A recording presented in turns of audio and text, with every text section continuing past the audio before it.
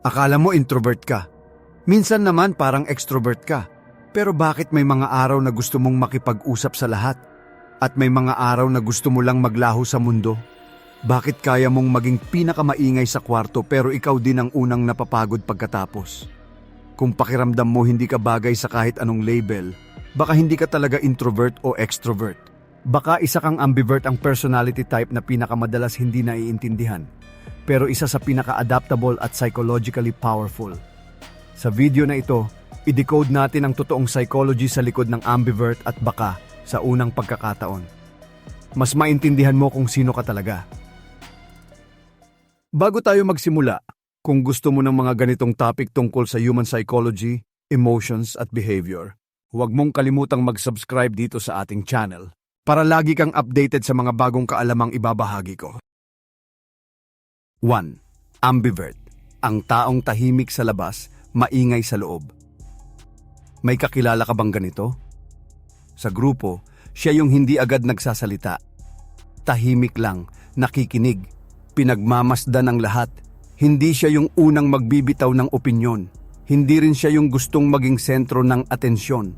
Pero kapag nakausap mo siya ng masinsinan, biglang nagbabago ang lahat.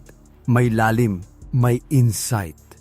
May kakaibang paraan ng pag-intindi sa mundo. At minsan, siya pa ang pinakamaingay kapag komportable na siya. Ito ang isa sa pinakamadalas hindi naiintindihang personality type sa psychology, ang ambivert. Ayon sa personality psychology, karamihan sa tao ay hindi naman talaga purong introvert o purong extrovert. Ang ambivert ay nasa gitna ng spectrum. Kaya niyang mag-enjoy sa social interaction, pero kailangan din niya ng oras mag-isa para mag-recharge. Sa labas, mukhang kalmado at reserved. Sa loob, napakaraming tumatakbo sa isip. Ang ambivert ay may malakas na internal dialogue. Marami siyang iniisip bago magsalita. Sinusuri niya ang sitwasyon. Binabasa niya ang energy ng tao sa paligid. Hindi siya agad kumikilos base sa impulse. Pero kapag nakita niyang safe ang environment, kaya niyang mag-switch. Dito pumapasok ang kakaibang lakas ng ambivert, adaptability. Sa isang meeting, kaya niyang maging listener. Sa isang presentation, kaya niyang maging speaker. Sa isang party, kaya niyang makihalubilo. Pero pagkatapos ng lahat ng iyon, hahanap siya ng tahimik na lugar para bumalik sa sarili niya. Hindi ito pagiging plastic. Hindi ito pagiging pabago-bago. Ito ay psychological flexibility. Ang utak ng ambivert ay sensitibo sa stimulation. Kapag sobra ang social interaction, napapagod siya. Kapag naman sobrang isolation, nababagot siya. Kaya natural sa kanya ang mag-adjust depende sa sitwasyon. Pero may downside din. Dahil hindi siya extreme, madalas siyang malito sa sarili niya. Minsan iniisip niyang introvert siya. Minsan naman akala niya extrovert siya. At dahil dito, pakiramdam niya wala siyang malinaw na identity. Ang totoo, ang pagiging nasa gitna ang kanyang advantage. Sa research sa personality traits, ang mga taong may balanced level ng introversion at extroversion ay mas kayang makibagay sa iba't ibang klase ng tao. Mas flexible sila sa communication style. Mas kaya nilang makinig at magsalita sa tamang oras. Tahimik siya sa labas, pero maingay sa loob. At ang ingay na iyon ay hindi kaguluhan. Ito ay pag-aanalisa, pag-oobserba, pagpoproseso ng emosyon at impormasyon. Kung minsan pakiramdam mo hindi ka maintindihan ng iba dahil pabago-bago ka, baka hindi ka pabago-bago. Baka marunong ka lang mag-adjust. Ang ambivert ay hindi nalilito, siya ay dynamic. 2. Ambivert mindset. Bakit hindi ka fit sa introvert or extrovert? Bakit pakiramdam mo hindi ka bagay sa kahit anong label? Kapag kasama mo ang mga tahimik, parang ikaw ang pinaka-sociable. Pero kapag kasama mo ang mga sobrang outgoing, bigla kang nagiging reserved. Minsan gusto mong makipag-usap ng matagal. Minsan gusto mo lang manahimik at mapag-isa. Kaya, ang tanong mo sa sarili mo, ano ka ba talaga? Introvert o extrovert? Sa psychology, ang introversion at extroversion ay hindi magkahiwalay na kahon. Isa itong spectrum. Ibig sabihin, hindi ka kailangang pumili ng isang side. Ang ambivert ay taong nasa gitna. Pero hindi lang ito simpleng gitna. Ito ay isang mindset. Ang ambivert mindset ay nakabatay sa awareness. Aware ka sa energy mo. Aware ka sa environment mo. At marunong kang mag-adjust depende sa sitwasyon. Kapag kailangan makipag-socialize, kaya mo. Kapag kailangan mag-focus mag-isa, kaya mo rin. Hindi dahil nagpapanggap ka. Hindi dahil gusto mong mag-fit in. Kundi dahil natural sa iyo ang mag-switch. Ang utak ng ambivert ay sensitibo sa balance. Kapag sobra ang social interaction, napapagod ka. Kapag sobra ang isolation, pakiramdam mo may kulang. Kaya instinct mo ang hanapin ang tamang timpla. Ito ang dahilan kung bakit hindi ka fit sa isang label lang. Ang introvert ay kadalasang mas kumukuha ng energy sa pag-iisa. Ang extrovert naman ay mas kumukuha ng energy sa pakikisalamuha. Ang ambivert, kumukuha ng energy sa dalawa. Pero depende sa timing at intensity.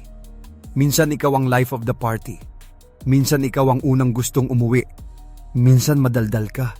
Minsan halos wala kang imik. At dahil dito, may mga taong naguguluhan sa'yo. Pero ang totoo, mas mataas lang ang situational sensitivity mo. Mas ramdam mo ang social dynamics. Mas alam mo kung kailan ka dapat magsalita at kung kailan ka dapat makinig. Sa professional settings, ito ang dahilan kung bakit maraming ambivert ang nagiging effective communicators. Kaya nilang makinig ng mabuti, pero kaya rin nilang magsalita nang may impact kapag kailangan. Ang hindi mo pagiging fit sa isang kahon ay hindi kahinaan.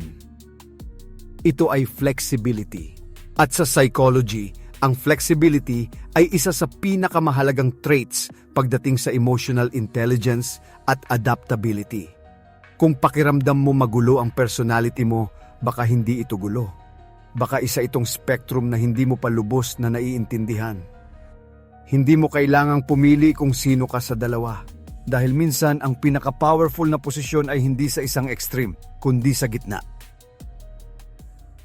3. Ang lihim ng ambivert. Ang pinakamapanganib na personality type. May isang personality type na bihirang pag-usapan ng seryoso. Hindi siya kasing tahimik ng introvert. Hindi rin siya kasing ingay ng extrovert. Pero siya ang madalas hindi mo nababasa agad. At iyon ang dahilan kung bakit sinasabi ng iba na ang ambivert ang pinakamapanganib na personality type. Hindi dahil masama siya, kundi dahil mahirap siyang hulaan. Ang ambivert ay may kakayahang mag-obserba ng tahimik habang inuunawa ang buong sitwasyon.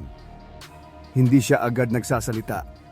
Hindi siya agad nagpapakita ng buong personality niya. Pinipili niya kung kailan siya mag-open up at kanino. Habang ang iba ay abala sa pagpapakita ng sarili nila, ang ambivert ay abala sa pag-aaral ng mga tao sa paligid niya.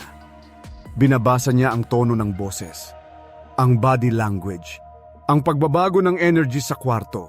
At kapag dumating ang tamang momento, kaya niyang mag-adjust ng eksakto sa kailangan ng sitwasyon. Sa psychology, ang ganitong kakayahan ay konektado sa social intelligence at adaptability. Ang taong marunong makiramdam at mag-switch ng behavior depende sa environment ay mas may control sa social dynamics. Ito ang tinatawag nilang mapanganib dahil kaya niyang maging tahimik kung kailangan niyang magmasid. At kaya rin niyang maging charismatic kung kailangan niyang manguna. Hindi mo siya agad malalagyan ng label. Sa isang grupo, maaari siyang maging listener na parang introvert. Sa ibang pagkakataon, kaya niyang magdala ng usapan na parang extrovert. Pero ang totoo, hindi siya nagpapalit ng maskara. Pinipili lang niya kung aling side ang ilalabas. May isa pang lihim ang ambivert. Dahil nasa gitna siya ng spectrum, mas malawak ang emotional range niya. Naiintindihan niya ang tahimik na pagpoproseso ng introvert at naiintindihan din niya ang external energy ng extrovert. Kaya madalas, siya ang tulay sa pagitan ng dalawang mundo. Pero may kapalit ito.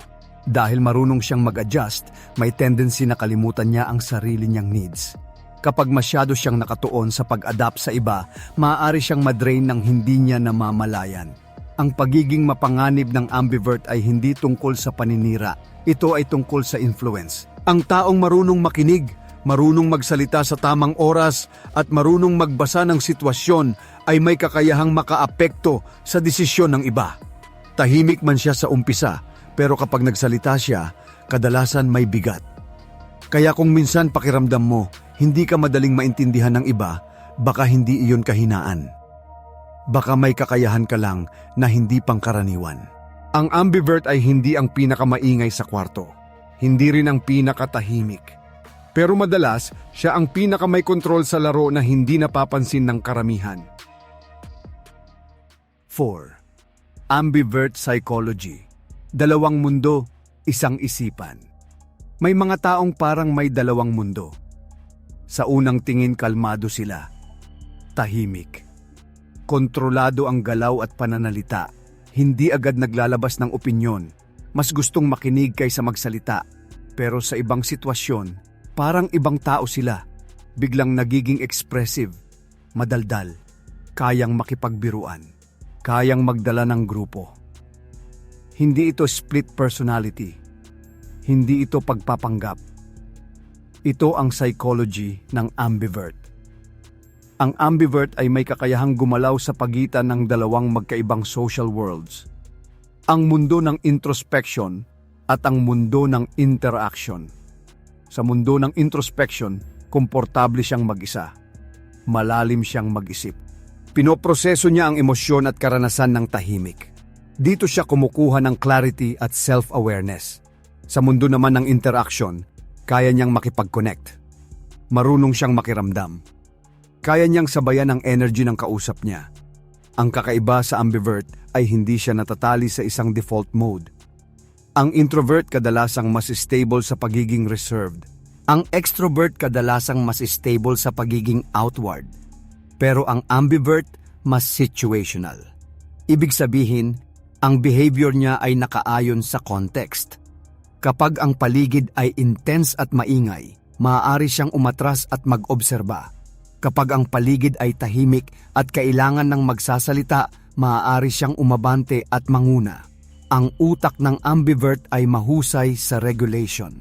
Alam niya kung kailan siya lalapit at kung kailan siya lalayo. Hindi man niya ito laging sinasadya, natural itong nangyayari. Dalawang mundo, isang isipan. Ang tanong, nakakapagod ba ito? Minsan, oo. Dahil sa kakayahan niyang mag-adjust, madalas mataas ang expectation sa kanya. Iniisip ng iba na palagi siyang okay sa kahit anong social setting. Pero ang hindi nakikita ng karamihan, kailangan din niyang mag-recharge. Kapag sobra ang social demand, napapagod siya. Kapag sobra naman ang isolation, nababagot siya. Kaya ang buhay ng ambivert ay parang paghahanap ng tamang balanse. Ang magandang balita, ang ganitong flexibility ay malakas na asset. Sa trabaho, kaya niyang makipag-collaborate at kaya ring magtrabaho mag-isa. Sa relasyon, kaya niyang makinig ng malalim at kaya ring magpahayag ng nararamdaman. Ang hindi niya pagiging extreme ang kanyang lakas. Hindi siya nakakulong sa isang personality box. Kung minsan pakiramdam mo parang dalawa ang version mo depende sa sitwasyon, baka hindi iyon inconsistency. Baka iyon ang patunay na kaya mong mag-exist sa dalawang mundo nang hindi nawawala ang sarili mo. Ang ambivert ay hindi hati ang isip. Ito ay isang isipan na marunong gumalaw sa magkabilang dulo ng spectrum. 5. Bakit mahirap basahin ang ambivert? Psychology explained. May mga taong isang tingin mo pa lang, alam mo na kung anong klaseng personality sila. Yung sobrang tahimik, malamang introvert. Yung sobrang outgoing, malamang extrovert. Pero may isang uri ng tao na hindi mo agad mabasa. Minsan tahimik, minsan madaldal, minsan reserved, minsan expressive. At dito pumapasok ang ambivert. Ang dahilan kung bakit mahirap basahin ang ambivert ay dahil hindi siya predictable sa iisang pattern lang.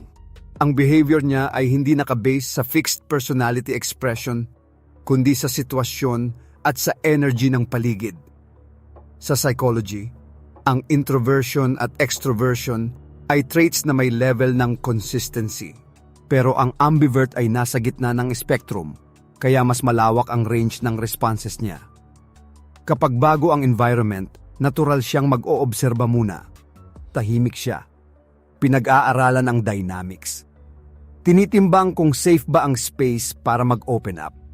Kapag naramdaman niyang komportable siya, doon niya ilalabas ang mas expressive side niya. Sa mata ng iba parang bigla siyang nagbago.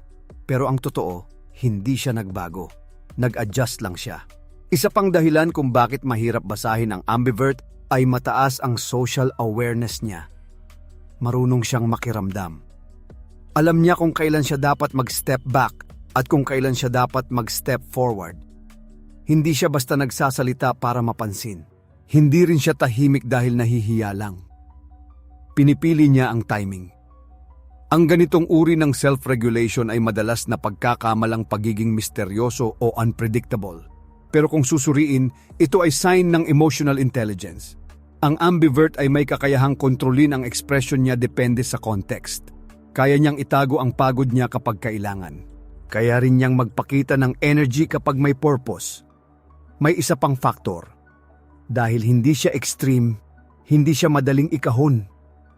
Ang utak ng tao ay mahilig mag-label para mas mabilis maintindihan ng iba. Pero kapag ang isang tao ay hindi akma sa malinaw na label, nagiging mahirap siyang i-figure out. Kaya may mga taong nagsasabing mahirap basahin ang ambivert. Hindi dahil may tinatago siyang masama, kundi dahil mas layered ang personality niya. Kung ikaw ay madalas masabihang unpredictable, baka hindi iyon dahil hindi ka consistent. Baka dahil kaya mong magpakita ng iba't ibang side ng sarili mo nang hindi nawawala ang core mo. Ang ambivert ay hindi palaisipan dahil magulo siya. Palaisipan siya dahil mas malalim ang proseso sa likod ng bawat kilos at salita niya. 6. Ambivert. Ang taong kayang mag-isa, pero kayang manguna. May mga taong komportabling mag-isa pero hirap manguna. Mayroon namang natural leader pero hindi sanay sa pag-iisa. Pero may isang uri ng tao na kayang gawin ang dalawa. Ang ambivert. Kaya niyang manatili sa sarili niyang mundo ng matagal. Hindi siya natatakot sa katahimikan. Sa katunayan, dito siya mas nakakapag-isip ng malinaw. Dito niya binubuo ang mga plano, iniintindi ang emosyon, at inaayos ang direksyon ng buhay niya. Pero kapag dumating ang sitwasyong kailangan ng leader, kaya rin niyang tumayo sa harap. Hindi siya palaging naghahanap ng spotlight. Pero kapag kailangan ng malinaw na boses, kaya niya itong ibigay. Sa psychology, ang kakayahang ito ay konektado sa balance ng introversion at extroversion. Ang introverted side niya ang nagbibigay ng lalim, pag-aanalisa at self-control. Ang extroverted side naman ang nagbibigay ng confidence sa pakikipag-ugnayan at pag-impluwensya sa iba. Kapag mag-isa siya, hindi siya nalulungkot agad. Marunong siyang mag-reflect. Marunong siyang mag-recharge. Kapag kasama ang grupo, kaya niyang makinig sa bawat miyembro. Hindi siya leader na puro salita. Mas nauuna ang pag-intindi bago ang pag-utos. Ito ang dahilan kung bakit maraming ambivert ang nagiging epektibong leader. Hindi sila impulsive.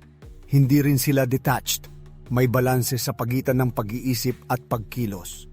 Ang ambivert ay hindi umaasa lang sa lakas ng presensya. Umaasa siya sa timing at tamang approach. Alam niya kung kailan siya dapat magsalita at kung kailan dapat hayaang magsalita ang iba. Dahil sanay siya sa pag-iisa, hindi siya dependent sa validation. Dahil kaya niyang makisalamuha, hindi siya takot sa responsibilidad. Pero may hamon din ito. Dahil kaya niyang gawin ang dalawa, minsan sobra ang expectation sa kanya. Iniisip ng iba na palagi siyang available. Palagi siyang kaya ang pressure. Ang hindi nakikita ng karamihan, kailangan din niyang umatras paminsan-minsan para maibalik ang energy niya. Ang tunay na lakas ng ambivert ay hindi sa pagiging maingay o tahimik. Ito ay nasa kakayahan niyang pumili kung alin ang kailangan ng sitwasyon. Kayang mag-isa nang hindi nawawala ang direksyon. Kayang manguna nang hindi nawawala ang pakikinig. Sa mundong madalas naghahanap ng extreme, ang taong marunong magbalanse ang kadalasang pinakamatatag. At iyon ang tahimik na kapangyarihan ng isang ambivert. 7. The hidden power of ambiverts. Ayon sa psychology, Hindi sila ang pinakamaingay sa kwarto. Hindi rin sila ang laging nasa sulok. Minsan hindi mo sila napapansin agad. Pero kapag nagsimula na silang kumilos, dun mo mararamdaman ang epekto nila. Ito ang hidden power ng ambivert. Sa psychology, ang ambivert ay nasa gitna ng introversion at extroversion spectrum. Ibig sabihin, hindi siya nakakulong sa iisang paraan ng pakikitungo sa mundo. May access siya sa dalawang uri ng energy, ang tahimik na pag-aanalisa at ang aktibong pakikipag-ugnayan.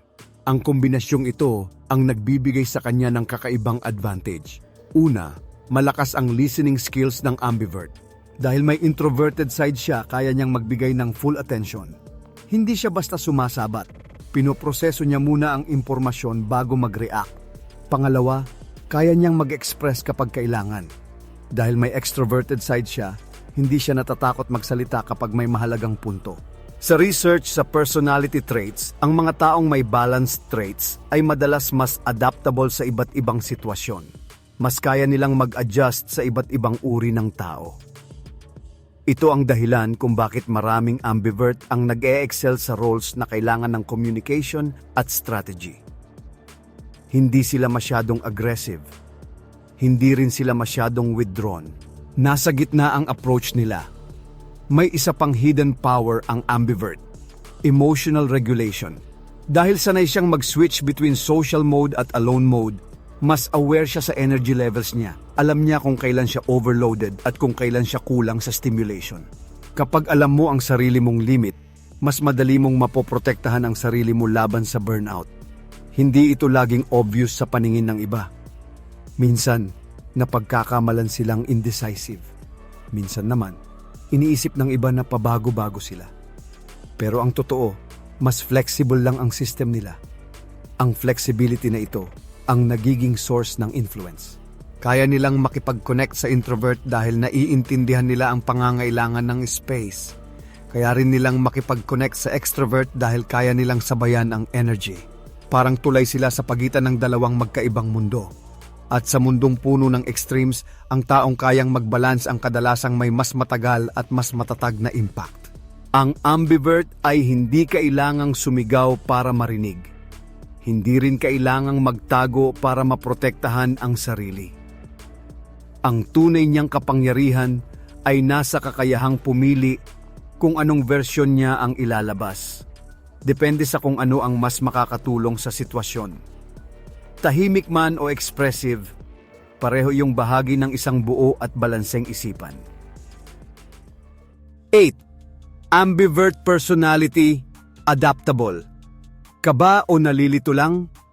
May mga pagkakataon bang pakiramdam mo hindi mo maintindihan ang sarili mo? Isang araw, gusto mong makipag-usap sa lahat. Sa susunod na araw, gusto mo lang manahimik at umiwas sa tao. Minsan confident ka, minsan reserved. At dahil dito, naiisip mo tuloy, adaptable ka ba talaga o nalilito ka lang sa personality mo? Ito ang madalas na tanong ng isang ambivert. Sa psychology, ang ambivert ay hindi tanda ng kalituhan. Ito ay tanda ng flexibility sa pagitan ng introversion at extroversion. Ibig sabihin, ang behavior mo ay hindi nakafix sa iisang pattern. Ang pagiging adaptable ay kakayahang mag-adjust ng hindi nawawala ang core identity mo. Kung ikaw ay ambivert, kaya mong makihalubilo kapag kailangan. Kaya mo ring mag-isa kapag kailangan mong mag-recharge. Ang kalituhan ay nangyayari kapag sinusubukan mong ipilit ang sarili mo sa isang label. Kapag pinipilit mong maging consistent sa iisang image kahit hindi na ito akma sa sitwasyon. Ang ambivert ay mas nakadepende sa context. Kapag ang paligid ay welcoming at komportable, mas lumalabas ang expressive side mo. Kapag ang paligid ay overwhelming o hindi ka pa sigurado, mas lumalabas ang tahimik at observant na side mo.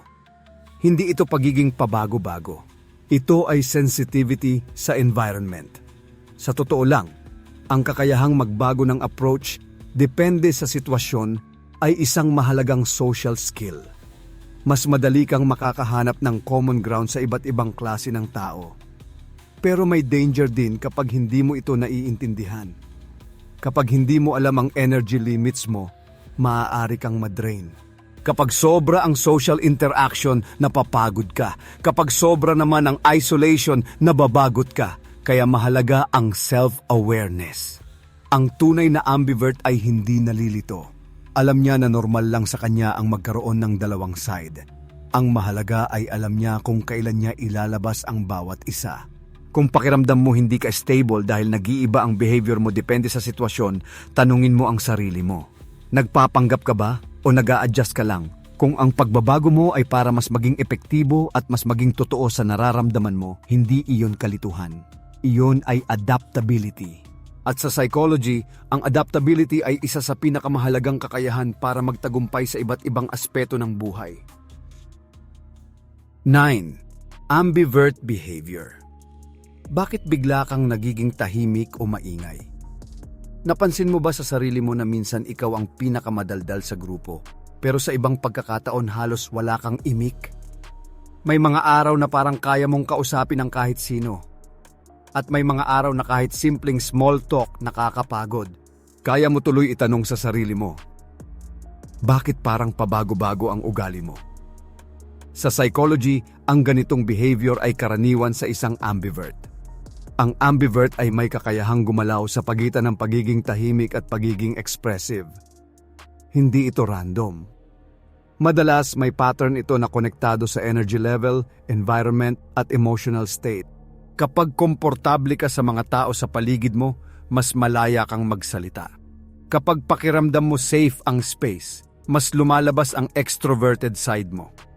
Pero kapag hindi ka pa sigurado sa environment, natural na mas magiging observant ka muna. Mas pipiliin mong makinig kaysa magsalita. Hindi ito pagiging plastic. Hindi ito pagiging inconsistent. Ito ay response sa stimulation. Ang utak ng ambivert ay sensitibo sa social energy. Kapag sapat ang stimulation, nagiging lively ka. Kapag sobra na, kusa kang nagwi-withdraw para protektahan ang energy mo.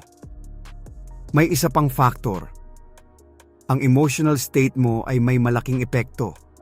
Kapag mentally clear ka at may energy, mas expressive ka. Kapag pagod ka o maraming iniisip, mas tahimik ka. Ang problema, madalas iniisip ng iba na kapag tahimik ka, may problema. Kapag maingay ka naman, iniisip nilang nagbago ka. Pero ang totoo, pareho lang yon na bahagi ng iisang personality. Ang ambivert behavior ay parang volume control.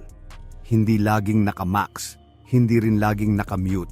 Ina-adjust mo ito depende sa sitwasyon. Ito rin ang dahilan kung bakit mas madali kang makibagay sa iba't ibang klase ng tao.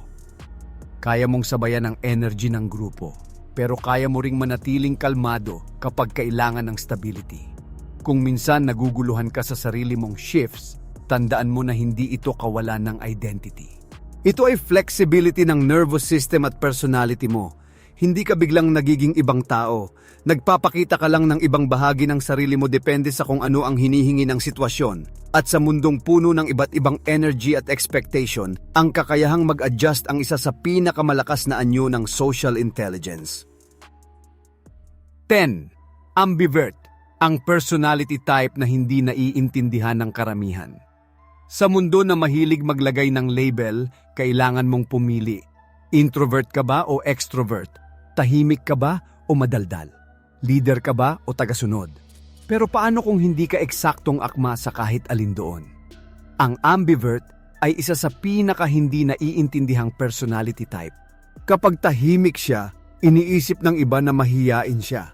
Kapag madaldal siya, iniisip naman na nagbabago ang ugali niya. Pero ang totoo, hindi siya nagbabago. Mas kompleto lang ang range niya. Sa psychology, ang personality ay hindi laging extreme. May mga taong natural na nasa gitna ng introversion at extroversion spectrum. Ang ambivert ay may access sa parehong energy ng pag-iisa at pakikisalamuha. Kaya niyang mag-isa ng hindi nalulungkot. Kaya rin niyang makihalubilo ng hindi agad nauubos. Pero dahil hindi siya predictable sa iisang pattern, madalas hindi siya maintindihan. Ang lipunan ay mas madaling umintindi ng extremes. Mas madaling basahin ang sobrang tahimik at sobrang outgoing. Pero ang taong kayang maging pareho depende sa sitwasyon ay mas mahirap ikahon. Minsan napagkakamalan siyang indecisive, Minsan naman, iniisip na wala siyang solid na personality. Pero ang katotohanan, ang ambivert ay may malakas na situational awareness. Alam niya kung kailan siya dapat umatras at kung kailan siya dapat umabante. Hindi siya basta sumusunod sa mood. Mas tumutugon siya sa context. Ang hindi naiintindihan ng karamihan ay ito. Ang pagiging nasa gitna ay hindi kawalan ng identity. Ito ay kakayahang mag-balance. Sa trabaho, kaya niyang mag-collaborate at kaya ring mag-focus mag-isa. Sa relasyon, kaya niyang makinig ng malalim at kaya ring magpahayag ng damdamin. Ang ambivert ay hindi kulang. Hindi siya undecided. Siya ay dynamic. Kung habang pinapanood mo ang seryeng ito ay pakiramdam mo parang ikaw ang tinutukoy. Parang may mga bahagi ng sarili mong ngayon mo lang mas naintindihan. Maaaring hindi ka nalilito. Maaaring ngayon mo lang nakita ang buong larawan ng pagkatao mo. Ang pagiging ambivert ay hindi kahinaan. Hindi ito pagiging pabago-bago. Isa itong kakayahang mag-adjust, magbasa ng sitwasyon, at magbalanse sa mundong puno ng extremes. At tandaan mo ito. Ang taong marunong maging tahimik at magsalita sa tamang oras ang kadalasang may pinakamalalim na impluensya. Kung may natutunan ka ngayon, simula pa lang ito. Marami pang layers ang human psychology na maaari nating i-decode. Kung gusto mo pang matutunan ang mga ganitong psychology insights tungkol sa human behavior at personal development, mag-subscribe ka na at i-turn on ang notification bell para lagi kang updated sa mga bagong episode dito sa ating channel.